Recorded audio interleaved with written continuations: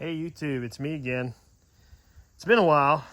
I also tried to change my name, didn't work. I'm still a vintage Jeep guy. I still am, but you know, we end up interested in equipment. There's a Jeep back in the corner, but we've kind of went to the point of liking older equipment, and we do have our own local business, so everything's working out. So that supports the Jeep habit, but I got to get the equipment buying habit out of the mix before that. But this is the newest addition to the fleet, although I probably should do everything. Like I got a TD7 here. There's a little Ingersoll roller. It's a cute little guy in the back. And then RW11 that we've had for a couple of years now.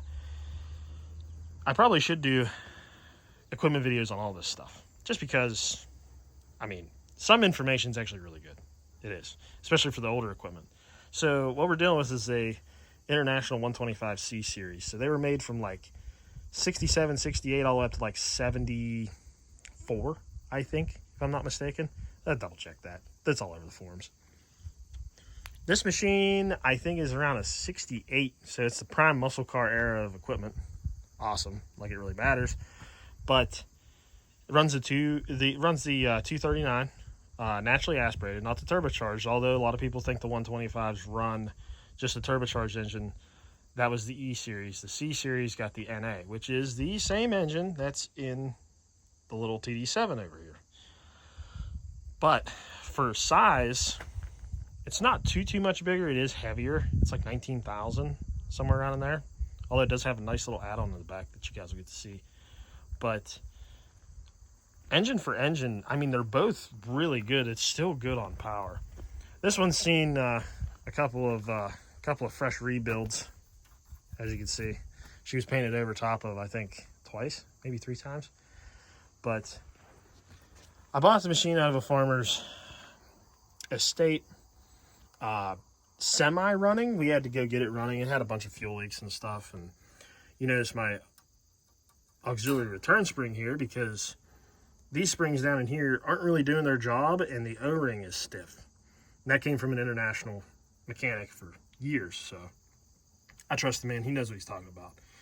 But we did all fresh fluids. The worst thing of it, you can't see them from here, the universal joint setup that's in these. The later series got a drive shaft with 2 universals. The earlier series, like this, is literally 2 universals sandwiched together with a spacer plate. And it is miserable to get out of there. So that's her in the operator station. I guess that kind of leaks what's behind here, is that it has the international ripper setup, factory ripper setup. It's a 5-shank. I had a local kid that just lives down the road. He actually made me a set of ripper shanks, and I found the original teeth by the company who made them original for this machine, for this ripper setup, I should say. They still make them. So that's really good. So other than that, I mean, it's a really solid machine. It still has like a couple little drips here and there from just external lines.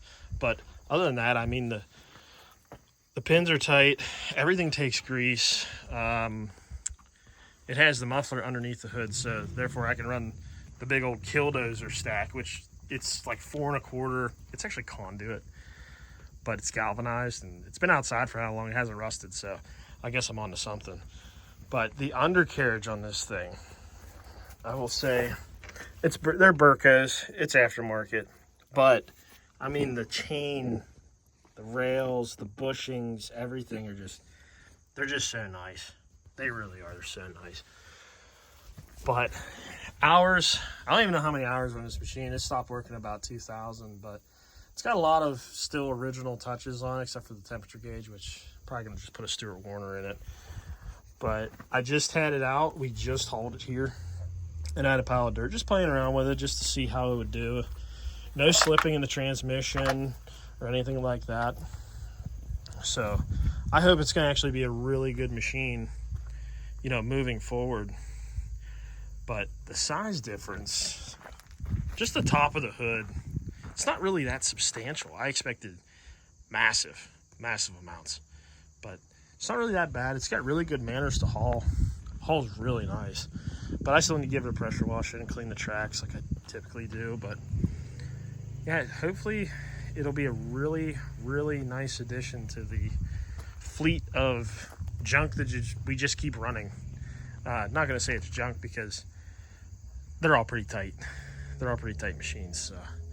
But thanks for watching. I'll be sure to do more features on more equipment as it goes along, but these are our main heavy hitters right now. So thanks for watching.